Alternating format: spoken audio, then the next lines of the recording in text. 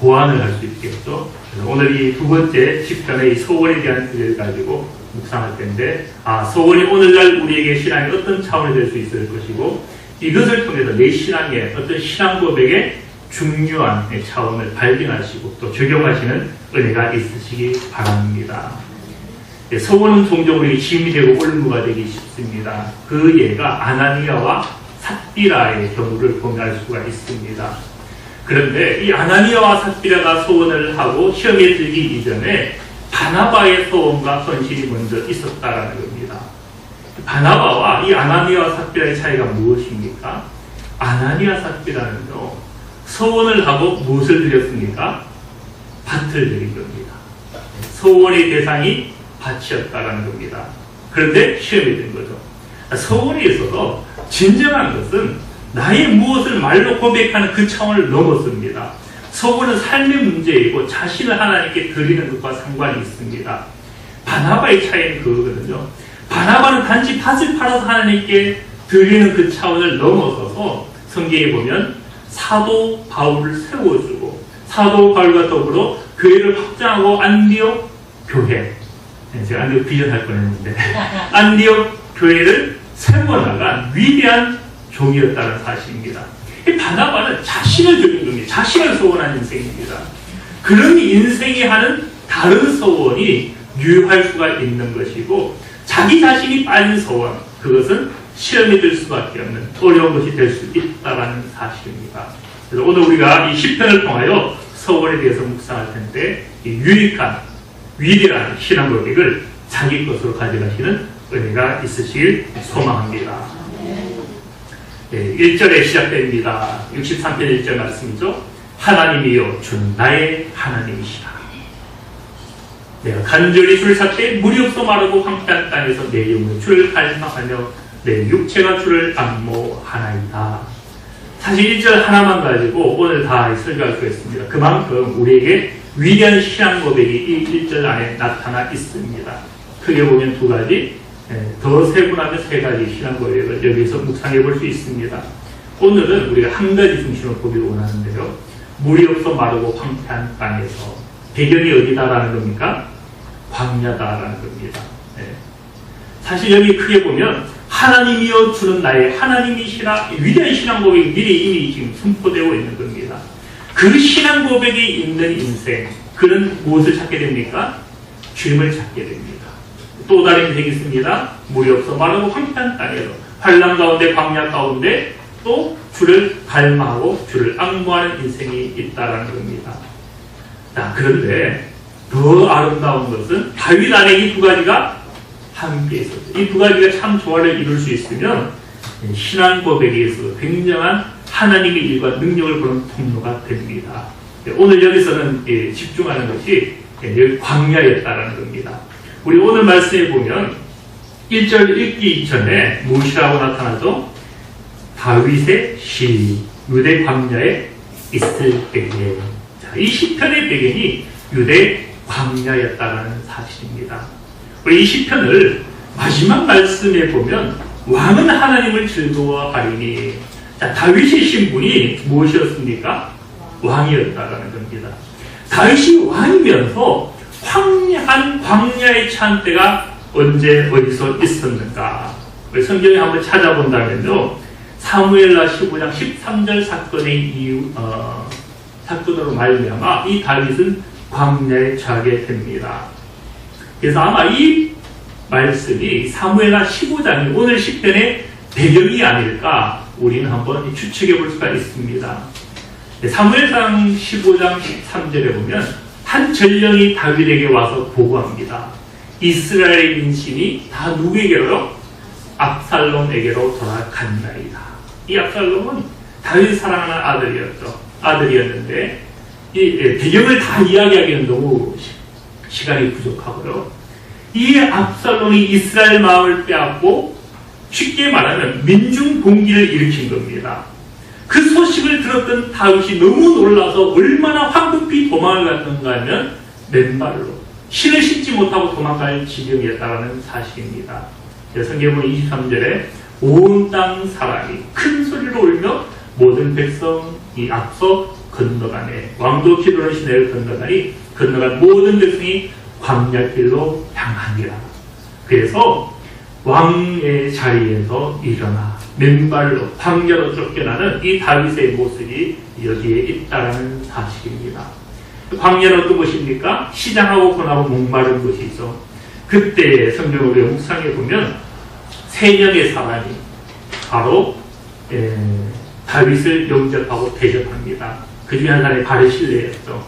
그는 꿀과 버터와 양과 치즈를 가져다가 다윗과 그에 함께한 백성에게 먹이게 하였다라고 말씀합니다. 이는 그의 생각에, 그들 생각에 세 명이 있으면 그들이죠. 백성이 들에서 시장하고 곤하고 목마르겠다. 여기서 들에서라고 했는데 여기 들도 광야와 같은 단어입니다. 똑같은 미르바르라는 단어가 됩니다. 그들이 광야에 거했을 때 얼마나 시장하고 곤하고 목마르었을까. 그것을 우리가 볼 수가 있습니다. 지금 오늘 이 시편의 배경이 바로 그와 같은 황량한 광야에서 간절히 주를 참고 앙망하는 이 다윗의 고백으로 시작되고 있다는 사실입니다. 광야는 인생의 한계를 보는 곳이다라는 사실입니다. 물이 없어 마르고 황폐한 땅에서, 우리 앞서도 보았죠 말씀? 물이 없어 마르고 황폐한 땅에서 내 영혼이 주를 갈망하는. 자, 이 황폐한 땅은 다윗에게 함께한 자들에게 무엇을 가져왔겠어요? 마음이 심히 낮아지고 가난한 마음을 가져왔다라는 겁니다. 그 낮아진 마음이 무엇이 생기겠습니까? 주님을 향하여 갈망하게 되고 주님을 향하여 앙모하게 되는 이것으로 이끌었다라는 사실입니다. 근데 가만히 보면 다윗의 광야가 도대체 무엇이었는가? 그 광야로 말미암아 엎드러지고 넘어지는 장소가 아니었고 누굴 찾게 되는? 하나님을 소망하게 되는, 하나님의 구원의 손길을 소망하게 하는 통로였다라는 사실입니다. 우리 인생 가운데 광야가 있을 수 있고 환난이 있을 수 있고 내가 알지 못하는 다른 길이 있을 수 있습니다. 그러나 그것이 지혜자에게는 무엇이 된다고요? 간절히 주를 찾는 통로가 되는 것이고 주를 갈망하며 앙모하게 되는 하나님의 선한 작품과 섭리가 될 수 있다는 사실입니다. 광야가 하나님의 일로 바뀌는 것은요, 중간에 필요한 것이 있습니다.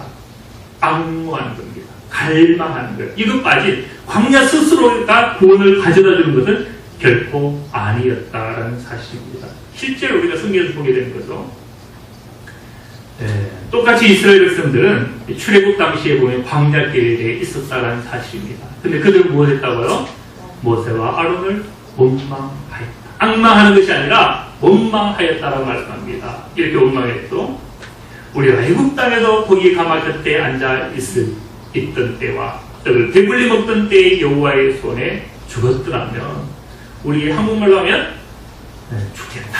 지금 광야에서 죽겠다고 이야기하는 거예요. 그러면 좋았을 것을 너희가 이 광야로 우리를 인도해내어 온 회중이 줄여 죽게 하는도다. 광야가 저절로 하나님을 찾게 하는 것은 아니다라는 사실입니다. 그 가운데 하나님의 섭리를 보는 지혜자의 인생은 앙모하게도 갈망하게 된다라는 사실입니다. 결국은 우리가 선택해야 되는 선택의 문제이다라는 사실입니다. 주님께서 어떤 선택을 해야 될지 잘 보여주셨죠.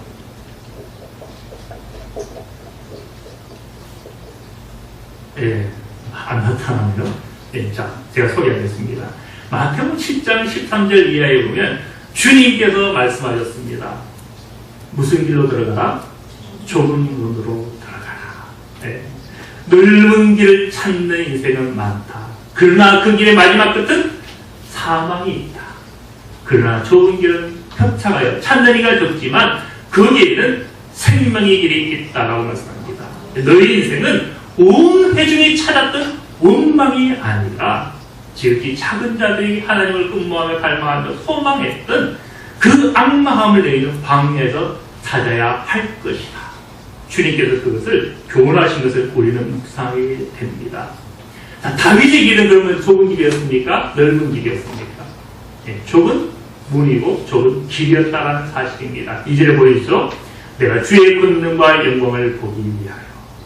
다윗은 거기서 무엇을 소망했는가 하면 하나님의 일을 소망했다는 겁니다. 절망과 낭만과 원망과 불평이 아니라 하나님의 손길, 하나님의 권능과 영광을 내가 보기를 소망합니다. 네, 다윗처럼요, 좋은 길을 택하시는, 원망이 아니라 악망을 택하는, 광야라도 무엇만 있으면, 하나님을 악망함이 있으면 그것은 광야를 이기는 힘이 되는 것이고 주님의 권능과 영광을 보는 통로가 된다는 사실입니다. 네, 그런 차원의 주님의 권능과 영광을 보기 위해 오늘 본문의 제목이죠. 그런데 우리 신앙 고백이요, 이 차원에만 머물러 있어서 아니 됩니다. 다음 성경 말씀이 무엇이라 말씀합니까? 이와 같이. 자, 주님의 권능과 영광을 보는 것이 무엇인가? 도대체 악망할 때에, 광야에서 악망할 때에 권능과 영광을 보게 되는데, 그 구체적으로 주님을 악망하고 밝은 빛을 찾는 것이 무엇인가? 무엇이라 말씀합니까? 성소에서 주를 바라보았나이다. 네. 성소에서 주를 바라보는 성소 중심의 신앙, 이것을 우리가 얻으시는, 회복하시는 은혜가 있으시기 바랍니다. 네. 성소는 무엇하는 것이죠? 희생 제사를 드리는 것입니다. 번제를 드리는 것이었다라는 사실입니다. 다윗이 결국은 성소에서 주를 바라보았나이다라는 것은, 생각해 보세요. 오늘 이 시편의 배경이 어디라고요? 광야입니다. 광야에서 지금 공간이동, 공간이동을 어떻게 할 수 있죠? 타임머신 타고 순식간에 이동해서 성소에 온 게 아니에요. 여전히 지금 광야에 있는 겁니다. 광야에 있으면서 내가 전날 성소에서 주를 바라보며 드렸던 희생 번제, 그것을 소망하며 주님께서 내게 회복을 시켜주시고 은혜를 주신다면 내가 다시금 성소에서 나아가서 주님의 권능과 영광을 바라보며 찬양하며 주님 앞에 희생 번제를 드리겠나이다. 그러면 이 시편이 서원이다라는 말은 한 번도 나타나지 않지만 무엇에 대한 고백이 있다고요? 서원에 대한 다윗의 고백이 이 안에 있다라는 사실입니다. 이 2절 고백이에요. 지금 내가 비록 황녀의 차, 낭만 가운데, 환난 가운데 갈망할 수밖에 없는 그런 가운데 있지만 내 영혼 주님을 악망함으로 주님의 권능과 영광을 바라보나이다. 주님께서 그 권능과 영광을 보여주실 때에 내가 날마다 주의 성소에 나아가서 드렸던 그 감사를 회상합니다. 다시금 나에게도 이 권능과 영광을 보여주신다면 내가 주의 전에 마땅히 나아가서 주님께 내가 서원하였던 이 감사제를 드리겠나이다. 이런 신앙 고백이 이 안에 있다라는 사실입니다. 네, 또 다른 시편 66편 13절에도 그것을 잘 보여주죠. 내가 번제물을 가지고 주의 집에 들어가. 주의 집이 어디라고요? 성소도 성소. 그래서 성소는 무엇하는 것인가? 번제물을 가지고 소원을 주께 다윗이 갚았던 것이었다는 사실입니다. 왜요? 이런 내 입술에서 낸 것이었다. 소원했던 것이다라는 것이다. 내가 환난 때에 내 입술이 말한 것이었다라는 사실입니다. 그래서 다윗에게서 성소는요, 희생제물을 주님께 드리는 곳이었습니다. 여기서 우리가 무엇을 발견할 수 있습니까? 광야를 이기는 힘, 주님의 권능과 영광을 보는 유일한 힘은 다른 데서 오는 것이 아니라 성소에서 주님을 바라보는 데서 온다는 사실입니다. 우리의 승리, 우리가 하나님의 일을 보는 것, 하나님의 크고 위대한 일을 보는 것 다른 데 있지 않습니다. 주의 전에 나와서 주님을 바라보며 예배와 영광과 찬송과 감사와 그의 말씀을 듣는 것, 구하는 것, 예배드리는 것, 영과 진리의 예배가 이루어지는 그곳에 하나님의 일의 행하심이 나타납니다. 내 가정을 회복시켜 주심도 나타나는 것이고, 나의 기혼을 일으켜 주심도, 나의 건강 문제도, 나의 마음의 고민의 문제도 해결하는 것이 다 거기에 있다라는 사실입니다. 이런 은혜가 있는. 그래서 이 말씀을 통하여 우리 서원의 문제가 과연 우리 차원에 어떤 것이 될 수 있을까를 다시 한번 묵상하고 회복하시기 바랍니다. 여기서 우리 한번 조금 진단해 볼 수 있겠죠. 과연 이 서원의 문제가 굉장히 어려운 것이잖아요. 어려운 것인데 다윗에게 진정 주요한 신앙 고백이었을까? 다시 한번 물어보자라는 겁니다. 다윗 신앙 고백에 정말로 이 서원이 참으로 기이하고 신앙의 척도에 굉장히 중요한 신앙 고백이었을까? 아닐까? 한번 고민해보자라는 겁니다. 제가 생각해보니까요, 처음에 3가지라 생각했는데 4가지가 나왔고 더 묵상해보니 적어도 5가지 이유로 다윗에게 이 서원은요, 신앙 고백의 주요한 차원이었습니다. 첫 번째는요, 다윗에게 가장 큰 영향을 준 사람이 있죠. 다윗에게 왕으로 기름을 부었던 선지자 사무엘이었습니다. 그 사무엘이 누구였어요? 바로 소원으로 말미암아 태어난 나시엘이었다는 겁니다. 한나의 소원기를 통하여서 위대한 하나님의 구별된 종으로 나니가 바로 사무엘. 그 사무엘이 영적인 다윗의 멘토였던 까닭에 이 사무엘을 통해서 다윗이 무엇을 알았을 것이다? 소원의 위대한 권능과 하나님의 영광을 보는 통로가 바로 그 소원에 있다는 것을 바로 이 다윗은 충분히 물려받았을 것이다라는 사실입니다. 두 번째 증거는요, 그의 많은 시편에서 무엇을 고백하고 무엇을 찬양합니까? 소원을 노래하고 소원을 찬양하고 소원을 권면하고 감사하고 고백하고 있다는 겁니다. 15편에 21편에 56편 61편 65편 그리고 뒤따르는 10편들 가운데서 이 소원에 대한 고백들이 나타납니다. 세 번째는요, 다윗이 성가대를 세우고 찬양대를 세우는데 그 찬양을 맡았던 이 아삽, 다윗의 명령에 의해서 이 아삽이 임명되고 찬양을 하였는데 10편에 보면 이 아삽의 10편들도 있거든요. 그 10편들에 보면 50편과 76편에도 소원에 대해서 노래하고 찬양하고 고백하고 있다는 겁니다. 이 다윗의 신앙 고백이 어디에까지? 신하들에게까지, 함께한 자들에게까지 미치고 함께 그 소원에 대하여 고백하는 것으로 나타났다는 사실입니다. 또 하나는요, 상당히 이것은 좀 아이러니하고 어떻게 보면 역설적입니다. 이 소원, 다윗의 신앙 고백에서 굉장히 중요한 것이 소원이었는데 바로 조금 전에 다윗을 대적하고 민중 봉기를 일으켰던 이 압살롬이 다윗을 속일 때에 헤브론에 내가 가겠습니다. 내가 과거 하나님께서 나를 회복시켜 주셔서 예루살렘으로 인도하여 주시면, 예루살렘으로부터 도망갔었는데 하나님께 나를 예루살렘으로 다시 보내주신다면 하나님께 제가 소원을 갖겠습니다. 이 소원을 아버지 제가 헤브론에 가서 하기로 하였는데 지금 그 소원을 이행하기를 원합니다. 그랬더니 다윗이 속았습니까? 안 속았습니까? 속았던 거예요. 바로 다윗의 신앙 고백이었고 너무 중요하였고 또 이 소원에 대해서 다윗이 너무나 잘 알고 있었기 때문에 그 약점을 누가 이용했다고요? 아들이었던 압살롬이 이용할 정도로 다윗에게서도 소원은 매우 중요한 신앙 고백이었던 것을 우리는 보게 됩니다. 이 부분도 사무엘하 15장 7절입니다. 내가 여호와께 소원한 것이 있사오니 정컨대 내가 헤브론에 가서 그 소원을 이루게 하소서. 이런 소원 고백으로 소개했던 것을 보게 됩니다. 그런데 하나만 더 본다면요, 다윗이 광야로 도망갈 때 사독이 제사장과 더불어서 무엇을 가져왔는가 하면 언약궤를 가져왔습니다. 우리 생각에 우리가 여행을 떠나야 되고 광야로 떠나야 되면 무엇을 준비할 것 같아요? 떡을 준비하고 물을 준비하고 곡식을 준비하고 여러 가지 그런 준비를 했어야 된다는 사실입니다. 그런데 사독은 무엇을 가져왔냐면 언약궤를 메고 다윗을 따랐다라는 겁니다. 그만큼 다윗은 물보다 곡식보다 떡보다 무엇을 중요시했다는 겁니까?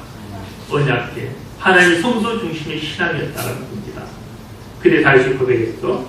그 궤를 다시 성소에 있는 곳으로 돌려보내라. 하나님께 내게 은혜 주신다면 내가 다시 그 성소에 나아가서 예배하고 그 궤를 내가 볼 것이다.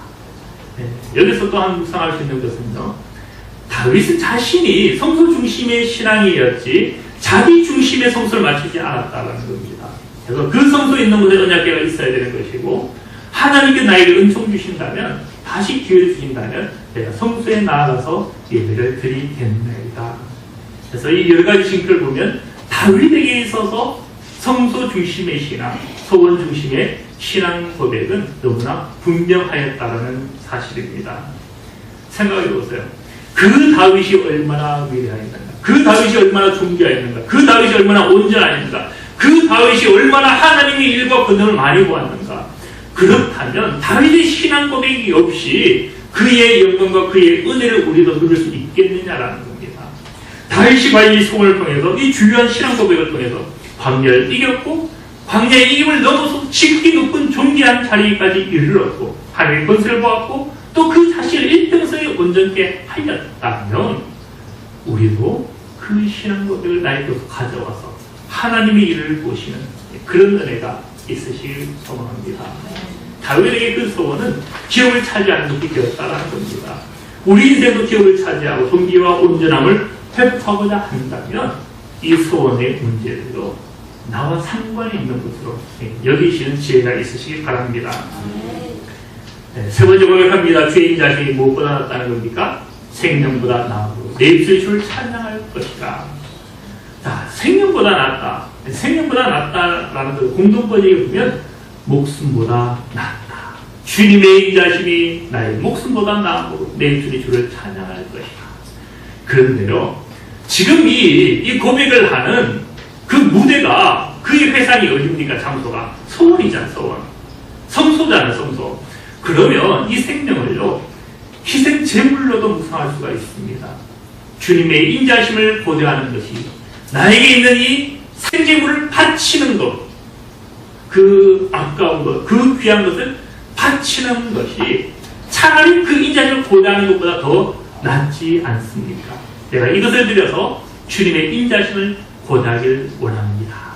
그렇게 보면 이 3절도 그 소원에 대한 고백이 여기 있다는 것을 우리가 묵상해 볼 수 있습니다. 그러면 주님의 인자심이 왜 우리 목숨보다 또는 우리의 희생 제물보다 더 낫습니까? 10편 62편 12절에 말씀하죠. 주님의 인자심은 주께 속하였는데 그 인자심이 무엇이다고요? 각 사람이 행한 대로 갚으심입니다. 주님의 인자심이 무조건적인 것을 넘어서서 무엇이다고요? 갚아주시는 거예요. 그렇다면 나도 내 생명을 드린다면, 아니면 나의 희생제물을 드린다면 무엇이 나타난다는 겁니까? 갚아주심이 나타난다는 거예요. 그러면 주님의 인자심을 고대하는 것은 나의 소원보다 낫다는 거예요. 우리는 소원을 짐으로 여길 수 있는 거예요. 그런데 짐으로 여긴다 할지라도 무엇이 더 낫다는 겁니까? 갚아주시는 인자가 더 크다는 겁니다. 내가 소원을 하면, 소원을 마음에 작정하면 부담이 되는 거예요. 근데 그 부담이 이만하다면 갚아주시는 인자는 못하다는 겁니까? 더 크다라는 겁니다. 주님의 인자심은 갚아주시는 인자가 되기 때문에 내가 그 인자보다 나의 소원하는 데 차라리 낫다라는 것이 다윗의 신앙 고백입니다. 신약에도 잘 나타나죠. 베드로가 여짜오되 이르되 보소서 우리가 모든 것을 버리고 주를 따르는 날이다. 주님께서 말씀하시죠. 이르시되 모든 것을 버리고 주를 따른다이다. 주님께서 책망하지 않는 것. 야, 너는 그것 버렸다고 갚아주심을 기대하느냐. 그렇게 책망한 것이 아니고 오히려 말씀하죠. 내가 진실로 너에게 말한다. 나와 복을 위하여 집이나 형제나 자매나 어머니나 아버지나 자식이나 전토를 버린 자는 현세에 있어. 우리가 자꾸 천국의 소망과 갚아주심을 저 하늘나라만 보증해서 안 됩니다. 현세에 있어서도 집이나 형제와 자매나 어머니와 자식과 전토를 100배나 받는다. 주의 인자심이 갚아주시는 은혜인데 그 갚아주심이 똑같은 비율로 갚아주시는 것이 아니라 100배나 받기를 주여 경하여 받고 내세 영생을 받지 못할 자가 없느니라. 내가 애미에서 받는 고난은 피해야 됩니다. 그러나 주님 때문에 받는 고난이라면 괜찮은 거예요. 내가 주님께 헌신하다가 건강을 조금 손해봐도, 주님께 헌신하다가 시간을 손해봐도, 주님께 헌신하다가 물질을 손해봐도 그것이 하나님의 인자심 앞에 놓인다면 그것이 현세에도 100배가 될 것이고 내일세에도 영생과 소망이 될 것인데 어찌 우리가 그 인자한테 내 생명을 주장하겠느냐라는 겁니다. 그래서 내 생명보다 그의 인자를 바라보시는 저와 여러분들 받으시길 소망합니다. 네, 그런데도 서원에 또 다른 차원이 있습니다. 희생제물만이 서원이 아닙니다. 4절에 보면 이름으로 나의 평생에 주를 송축하는 주의 이름을 말미암아 나의 손을 들리리라. 4절 보시면 그러면 예배, 번제, 그것이 하나의 소원이 될 수 있었는데 앞에 보면요. 자, 이 4절은 또 다른 소원이 있다면 이 4절은 무엇을 말씀하는 것 같습니까? 조금 애매하죠. 애매한데요. 네, 이 뜻입니다. 평생의 주를 송축하며. 이 말씀은 무릎을 꿇는다. 이 바라크라는 단어입니다. 이 바라크라는 단어의 첫 번째 의미는 무릎을 꿇다라는 의미고 그 다음 의미가 찬양한다는 뜻입니다. 더 우선하는 뜻이 무엇이라고요? 찬양이 아니고 무릎 꿇는다라는 겁니다. 4절이 보면 이겁니다. 이름으로 내가 평생에 무릎 꿇고 주님의 이름으로 말미암아 나의 손을 들고 주께 기도하리이다. 4절은요, 기도해야 됩니다. 기도. 왕상 8장 54절이 잘 보여줍니다. 솔로몬이 뭐 했다고요? 무릎을 꿇고. 이 무릎을 꿇고라는 말씀이 주를 송축하며와 같은 단어입니다. 같은 바라크입니다. 그래서 무릎을 꿇고 어떻게 기도했어요? 손을 들고 하늘 향하여 기도와 간구로 여호와께 아뢰었다라는 겁니다. 즉 다윗의 이 4절 고백은 솔로몬의 고백과 같은 차원이고 이 솔로몬이 누굴 닮은 거요? 아버지 다윗의 서원의 기도의 삶을 닮았다는 겁니다. 그래서 서원의 다른 차원은요, 기도입니다. 기도. 평생이 매일의 기도입니다. 매일의 기도. 만약에 내가 서원을 다윗이 이 서원을 통해서 그만큼 하나님 인자하심을 바라보았다면 내게 있어서 서원이 무엇이 될 수 있을까? 두 번째는 무엇이라고요? 기도다. 평생이 매일의 기도인 거예요. 매일의 기도인데 우리가 기도할 때 손들라라고 많이 이야기해요. 우리 금요일 오시면 손 들고 부탁드리겠습니다 하는데 바로 그겁니다. 손을 들고 기도하는 것. 그것도 우리 서원의 한 차원이 될 수가 있습니다. 그래서 이것도 한번 적용해 보시기 바랍니다. 예. 그리고 그 말씀 사이에 보면 평생의 주를 송축하면 무슨 고백이 있다고요? 주의 이름으로 말미암아. 주님께서 기도에 대해서 가르칠 때 이렇게 가르치셨어. 진실로 너에게 이르노니 너희가 무엇이든지 하나님께 구하는 것을 무엇으로? 내 이름으로 주시리라. 이 10절에 보면 그것을 잘 말씀합니다. 바로 다윗이 기도할 때에 무엇을 의지해서 기도했는가? 주의 이름을 의지해서 구하였다. 즉 주님께서 가르치신 것은 이 다윗의 시편을 인용해서 가르치신 것이다라는 말이 있습니다. 그럼 4절의 의미가 분명하죠. 이런 뜻이 됩니다. 하나님, 내가 나의 무릎을 꿇고 주 예수님의 이름을 의지해서 나의 손을 들고 기도하겠습니다. 이런 강구로 응답받으시는 서원의 삶이 이루어지는 은혜가 있으시기 바랍니다. 자, 5절은요. 기도만이 있지 않습니다. 무엇이 있는 것 같아요? 나의 입이 기쁜 입술로 주를 찬송하되. 서원의 다른 부분은 찬양입니다. 찬양. 서원을 잘 이루시기 원하는 분은요, 찬양을 자주 하십니다. 평생에 찬양하시기 바랍니다. 제가 이 서원의 5가지, 오늘 다 정리하면 5가지 해야 되는데요, 제일 힘든 게 찬양인 것 같아요. 기도는 안 빠지고 하는데, 다른 요소도 보니까 제가 별로 안 빠진 것 같아요. 근데 찬양은 안 할 때가 있어요. 어제 못한 것 같아요. 말씀만 준비하다가, 기도가 다른 걸 다 했는데, 찬양을 빠졌어요. 그래서, 찬양도요, 매일 한 곡 이상 하시면 좋을 것 같아요. 다윗 그 중에서 그걸 보았으니요, 나의 입이 기쁜 입술로 주를 찬송하시는 은혜가 있으시기 바랍니다. 6절, 찬양도 있고 기도도 있는데 또 무엇도 있다고요?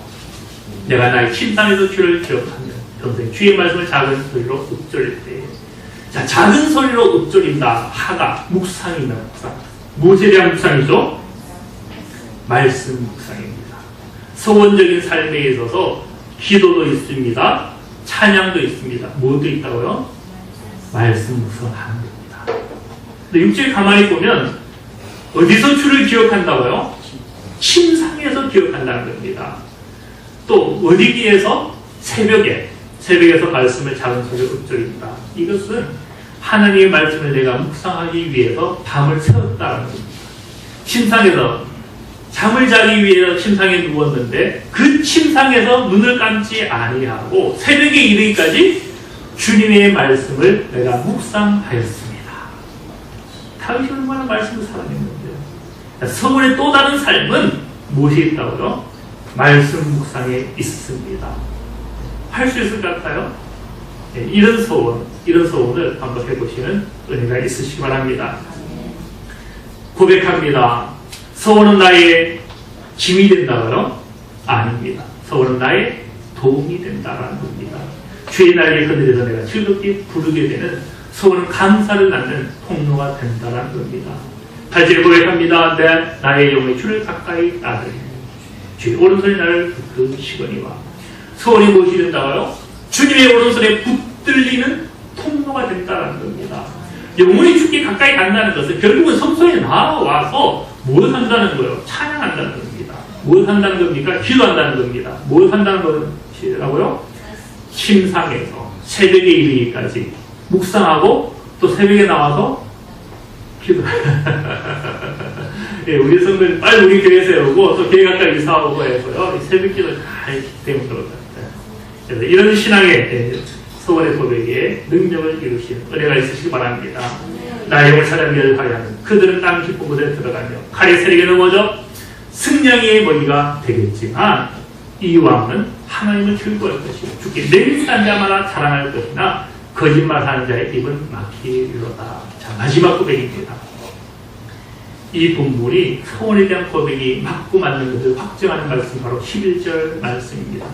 주께 못한 자마다 맹세한 자마다 자랑할 것이나 소원한 자마다 그 마지막 끝은 자랑이다라는 겁니다. 내 인생이 황무한 광야에 있을지라도 내가 주님께 맹세하고 주님께 소원할 때에 그 마지막 끝은 무엇이 된다? 자랑이 된다라는 겁니다. 이런 약속, 이 소원의 유익을 취하시는 이 말씀이 분명한 것은요. 다른 시편에 보면 2절에 132편 2절에 보면 다윗이 그 소원을 어떻게 했는지 잘 보여줍니다. 그가 여호와께 맹세하며 야곱의 전능자에게 무엇했다? 소원하였다. 이 소원을 조금 더 강조한 표현이 맹세였습니다. 네. 그런데 우리가 신약에서 주님께서 공부하신 이 말씀을 기억하시는가요? 너희는 도무지 무엇하지 말라? 맹세하지 말라. 하늘로 말라. 하늘은 주님의 보좌다. 맹세할 때 무엇으로 말라? 땅으로 말라. 땅은 주님의 발등상이다. 주님의 발을 얹어놓는 것이다라는 겁니다. 너희 머리로도 말라. 너희는 머리카락을 한 끗도 희게 할 수 없다.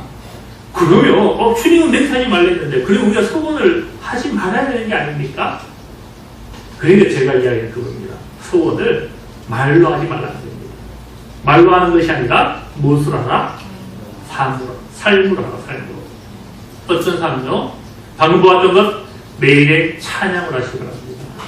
매일의 기도. 기도는 기도인데 무슨 기도로요? 감사 기도. 우리 10편 61편을 묵상해 보면 모든 기도는 감사가 있어야 됩니다. 그래서 그 기도는 감사로 하셔야 됩니다. 또 무엇이 있다고요? 말씀 묵상으로. 아무리 바빠도요. 하루에 성경을 읽으셔야 됩니다. 네. 시간이 없다고요. 제가 고등학교 때 현대고 다니고 집에 돌아오면 11시 반이었던가 했어요. 그런데도 석장 꼭 읽었습니다. 나중에는 9장씩 읽었습니다. 고등학교 시절에. 그래서 그 말씀 묵상하셔야 됩니다. 이것을 통해 하나님이 일이 나타납니다. 자, 3가지 있고 그 2가지가 무엇인가요? 지난주 기억하셔야 되는데 바로 성소에 드린 희생 번제입니다. 희생 번제 2가지 뜻합니다. 하나는 오늘날 그게 예배입니다. 예배. 우리 공예배 있죠.